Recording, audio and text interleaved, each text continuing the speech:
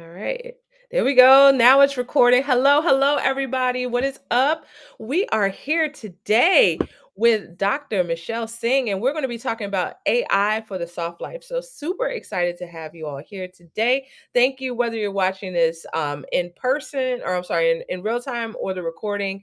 We are happy to have you. So, we also want to thank Dr. Singh for being on here with us today. So, Michelle, welcome. And if you could please just introduce yourself to the community. I know that many people already know you and love you, but just for anybody who may be new, if you could just tell us a little bit about yourself. Yeah, sure. Hello, everybody. Thank you for having me here. My name is Dr.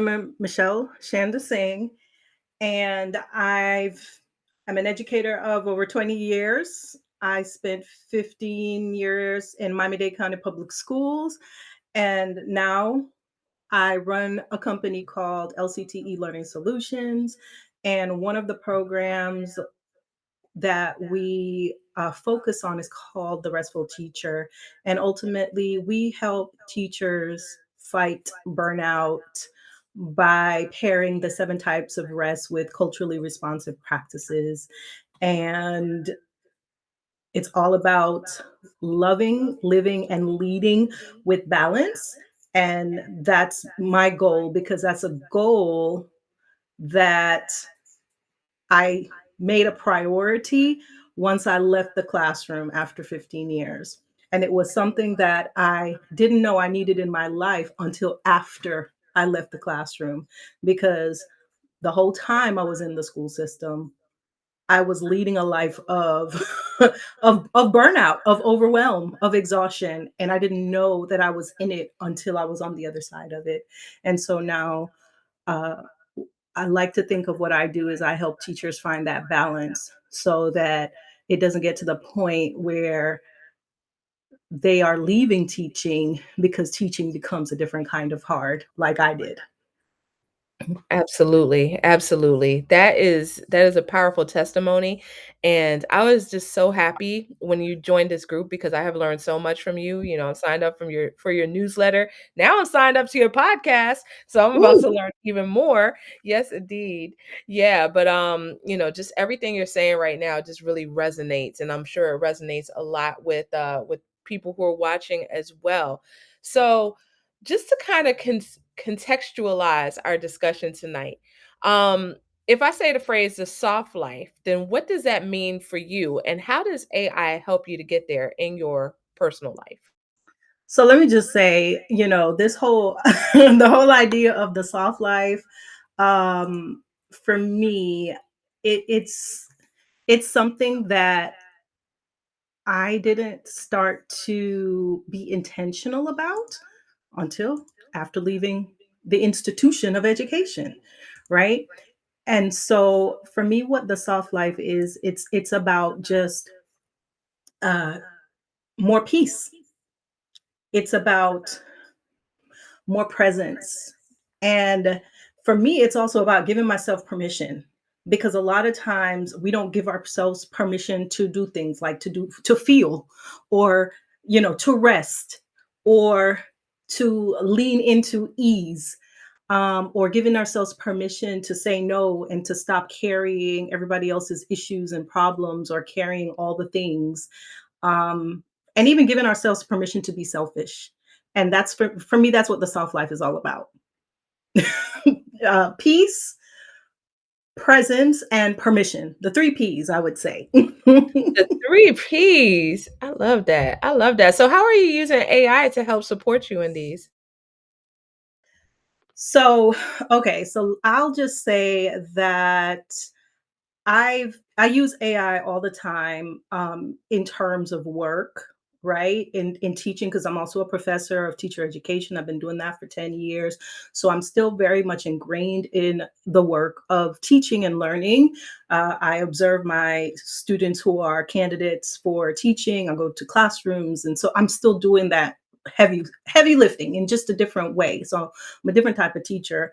And I do, so I use AI in the workspace. I have master classes around how to use AI more ethically and equitably and with excellence.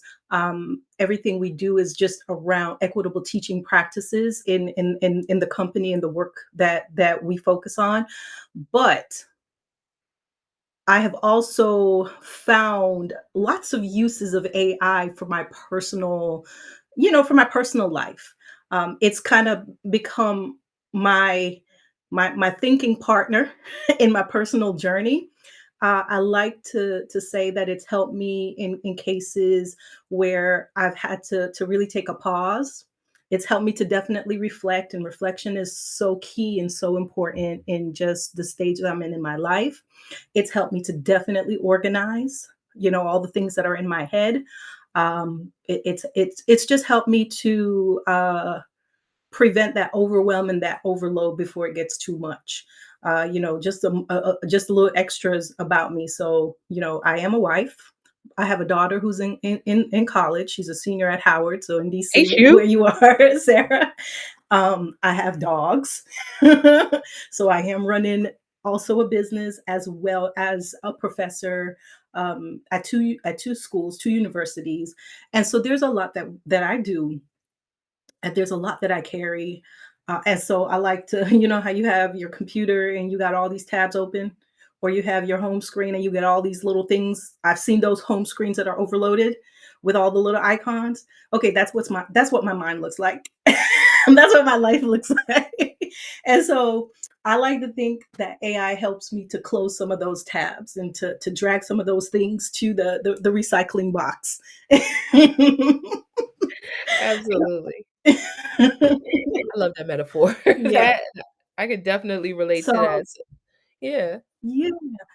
But yeah, there are very specific ways that I do use it, but it ultimately helps me to kind of slow down and to process and to soften, to soften my life and to make my life more restful. For sure. Yeah, absolutely, absolutely, and I definitely feel the same way, like, and I see Elizabeth put in the chat, it's like your thinking buddy, so I love that. Mhm. Yep, Yep. 100%. So, let's talk about some use cases. Could you give us maybe your top 3 personal uses of AI this month? Yeah, so for sure. And not just this month, y'all. This is like a daily thing. So I'll say like one of the first things that I use AI for, I like to think of it as like as a mirror, right? So I use it for reflection. And the way that I use it for reflection is, first of all, reflection is something that I learned during the process of becoming a national board certified teacher, back in the day. I still am a national board certified teacher, so I do renew, but I never knew the importance of reflection, especially as a teacher, until going through that process. And yeah, it's a process that not everyone goes through. And it's being a reflective practitioner shouldn't just be because you're going through that process. It should be something that every educator does. And so I use it as a reflection tool. I use it as this mirror because I want to actually take time to process, and I actually want to take time to really understand, what's happening, like the perspectives and, all of the things that's happening beneath the surface. And so what I will do is I'll ask it to, I'll literally open up, grab my phone, go to my, my tool, my AI tool, open it up, press that little button, speaker button, and say, hey, this is what's happening. This is what happened today. Ask me 5 reflection questions that will help me to figure out what to do next, or help me sort through, what's the deeper issue that's happening here. And it really does help me to, it really comes up with some good questions, and I will sit with those questions and I will actually like journal and answer those questions. So it really forces me out of this autopilot mode where we just kind of, something happens and you feel a certain type of way and you just go on with your day and you never ever pause to really like sit with it or think through it. It really allows me to slow down and think through it instead of just you know, allowing the emotions to not address the emotions until things start to boil up, and next thing you know, you're about to blow up at somebody or something that did one little thing, but that's not the real issue. You know how that is. And so I use it truly to do those kind of reflective tasks so that I'm more cognizant of one, how I'm showing up, how I'm, showing up for myself and others, but also it helps me to confront some of the things that I might be avoiding. And it helps to call attention to the things that, okay, that's a pattern. I may need to address that, right? I'll say one of the most recent things that I've used it for is just to process the feeling of rejection, because things happen. We get, whether it's an email that tells us we didn't get this grant or we didn't get this thing or whatever it is, we didn't get this position. You know, rejection is a real feeling, and we cannot just walk over to the next thing. We have to sit with it. And so I've used it to help me process that in terms of like, okay, what do I need to do to feel the feeling so that I can move on in a healthy way? And how can I use that to also still remind myself that I'm still worthy, even though I wasn't chosen for this opportunity, but it doesn't mean that I'm not still worthy, you know? So it kind of gives me that, like I said, a mirror. It kind of helps me to have that dialogue. It's almost like I'm having a dialogue with myself. um, but it just helps me to process. Uh, and it's that thought partner for me in that way. Yeah, I love everything that you're saying. I had never thought of using AI in that way to like self-reflect. I really could have used it Mhm. yesterday, like for real, because I was out there. But so that is good. Next time I'm feeling that way, then I'm gonna definitely use that tip. In the Yeah. chat, then Elizabeth had a question. Could you mention a specific AI tool that's helpful to you? Oh, girl, I just use the basics. I use Chatty. Chatty is my homie. Yes, indeed. And Yes, indeed. Chatty knows me well, because what I like about Chatty is I can personalize Chatty, and you can put your information in there, your style, the way you the way you want it to even respond. Like, do you want it to be in a listening mode or more, like, there's a bunch of personalization options, and I go over this stuff in the masterclass that I do about AI. But yeah, I just use Chatty Child. I use other tools too, but for this particular thing, for these personalizations things, the quickest, easiest for me is Chatty, because I have the app on my phone. I can use the microphone. I don't have to type. I could just talk, and my thoughts, when I'm talking, it probably don't make not a lick of sense, but it makes sense to Chatty, because by the time they respond, I'm like, oh, I actually said that. That's beautiful.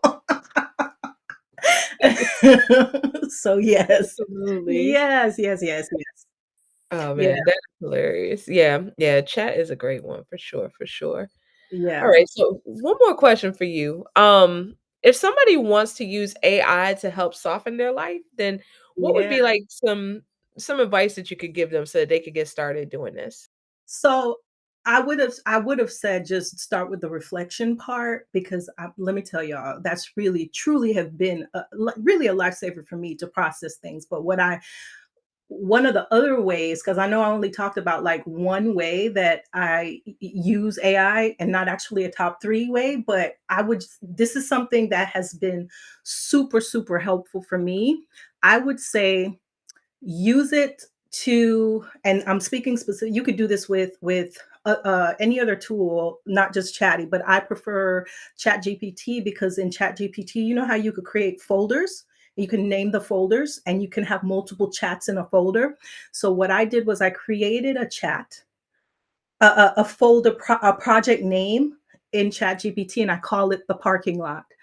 And what's beautiful is the parking lot for me holds space for all of my ideas.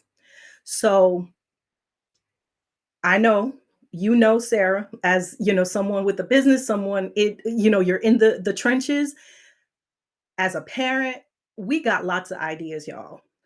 We got ideas that are happening while we're in the shower, while we are outside with the dogs, or we're with the kid, or we could be brushing our teeth. There's an idea. There's ideas all the time, but uh, we just don't have the capacity or the time to really act on those ideas, and but we get them all the time. And so one of the things that I've learned is I want to honor the creativity that's in me, even if I cannot act on it right now. And so I created this parking lot for my ideas. So when I do have an idea, I literally go and I pick up my phone, go to the parking lot, open up a chat, and I say, "Hey, I have this idea to do this. Remind me in 2 weeks, uh, so that I can map out a plan." And another thing that chat does is actually can send you notifications. And so I'll use my phone, I'll speak my ideas, I'll just speak my thoughts, and it will capture it. And so in my parking lot folder, I have like basically seeds of all of these things that are waiting for me to bring them to light. And I'm not abandoning my ideas and I'm not forgetting my ideas. I'm just putting them away until it's time for me to act on them. Because another thing that I've also learned is you don't need to act on every single idea right now, because we all have priorities. And the reality is when we have these priorities, we probably plan them like way ahead of time. And we need to actually put our attention on those priorities. But we also don't want to push aside any new thoughts, any new things that come up. And so the parking lot allows me to to breathe life into those ideas and allow them to sit until it's time for me to act on them. And it also releases a lot of the mental clutter too, because I don't have all these ideas just in my head. I actually have them out of my head now. So you could find in there notes for turning my dissertation into a book. You could find in there my next podcast episodes. You could find in there my next lead magnets. You could find in there all of the ideas of the programs that I want to launch in 2026, which includes a school. I am going to launch a school, just an FYI, for the restful teacher in 2026. So be on the lookout for that. But it's just it's such a relief when I could just get it out, when you could just get it out of your head, y'all. So it really helps me to kind of manage that kind of cognitive overload that we all face, and it helps me to honor my creativity as well. So it really it's I want to say it's kind of like a boundaries thing too, because I'm still focused on my priorities, but I'm still honoring my ideas. Yeah. So many So gems. if you want to start with the parking lot. That's it. It's super easy. I love that. I love that. And the parking lot, like, Elizabeth was saying in the chat, there's a case study that indicated that when you write things down, like brain dump, that helps you sleep and rest better. So 100%. Absolutely, and that's exactly is. Yeah, for sure. We talk about yeah, the brain dumping is another strategy too that I've talked about with Restful Teacher, because yeah, it's just a matter of just getting it out. It helps with the cognitive overload for sure. Yes, 100%. absolutely. See, you have me ready to dig in the crates because I remember I started using ChatGPT. Oh, pretty much when it came out. So this had to be like 2022, 2023. I have one chat that has like all of these ideas in it. It's one chat, mind you, and it's all Mhm. the way back, like in the archives. So I have to find it. But I'm going to take that idea, use that folder, Yeah, and call it parking lot. And like each of those things, each of that yeah. running list, I'm gonna make each one like a chat. So Yeah, you should, and then you can even name it, like, so I name mine by the idea name and the date, so I could see on there, okay, well, if I'm a build which one is next? And I could just click on that. And then another good thing is chat can actually help you come up with a plan. So, I wanna launch the Restful Teachers School in 2026. Here are all of the things that I'm thinking. Where should I start first? Help me come up with a schedule and a plan for this launch. And it will literally give me a schedule and a plan that I could work with and build on. So I'm that not doing it like, listen, y'all better use this tool. Yes, indeed. Yes, indeed. It's a game It changer. it is, and it's not you're not I don't like to think of it as like, where you are just allowing it to think for you. You're not doing that. It is your thinking partner. You're doing the thinking. You're the expert. You're the one that has to decide whether or not you're going to, do what it says or believe what it says. You're the expert. You are making that decision, but you're using it to help you decide if those things are what you want to do next, right? Yeah, Yeah. yeah, for sure, for sure. And Elizabeth had put in the chat, it's a guidance, we put in that human connection. 100%, gotta Mhm. keep that human in the loop. So, Yep. I love it. So, thank you so much, Michelle, this was amazing. Could you tell people how they can find out more about the Restful Teacher and about all of the work that you're doing and how to connect with you outside of our community here? Yeah, absolutely. Okay, so it's easy. Connectwithmichelle.com. That easy, okay? Michelle with 2 L's. So if you go to connectwithmichelle.com, you'll enter your name and that will enter you into like our email community where you'll basically get everything that's going to happen. Like if I'm going to do the AI masterclass and you'll get, all of these tips and resources and newsletters and things like that. You'll just become part of that community. And then the Restful Teacher, it's just restfulteacher.com. So connect with me and go to the Restful Teacher. And that's it. Fantastic, fantastic. Thank you so much for all of these gems today. This was great. All of these tips. Yeah, Elizabeth saying in the chat, thank you so much for all the healthy tips I learned today. All right, fantastic. So want to thank again Dr. Singh. I want to thank everybody who's watching with us either in real time or later catching the recording. It's going to eventually be chopped up, put in our classroom tab so y'all can access it whenever you get a chance in bite-sized chunks. Yeah, so that's pretty much it for us today. If you're seeing this the week of November 4th, then just keep in mind on Saturday then we have Rachel Pearson who will be coming in at 5 p.m. Eastern talking about how to organize your ebooks. So definitely watch out for that session. All right, everybody, have a wonderful evening and a soft life. All right. All Thank y'all right. for having me. Thank you.